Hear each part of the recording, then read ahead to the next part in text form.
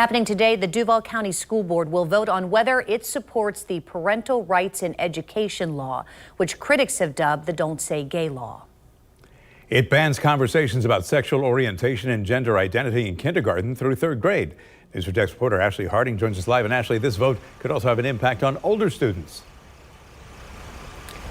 It definitely could. Bruce and Jennifer, good morning to you both. Yes, in addition to saying the board unequivocally supports the Parental Rights in Education law, this resolution also says that the board is strongly considering a key change to its LGBTQ plus support guide. Now, the details of that are not on the school district's website, and we have reached out to find out why, but versions of it have been posted in Broward and Palm Beach counties.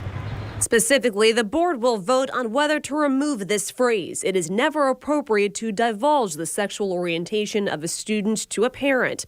It would also change language that currently instructs school personnel without any parental involvement to have children decide on the bathroom of their choice, as well as shower and other accommodations. That would fall in line with the language included in the Parental Rights in Education law.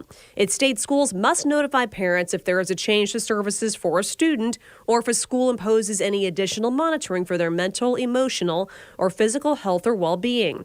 It also targets local school policies that could keep parents in the dark about information regarding their children's sexual orientation. The heart of the new law prohibits primary public schools in Florida from teaching about sexual orientation or gender identity to children in kindergarten through third grade.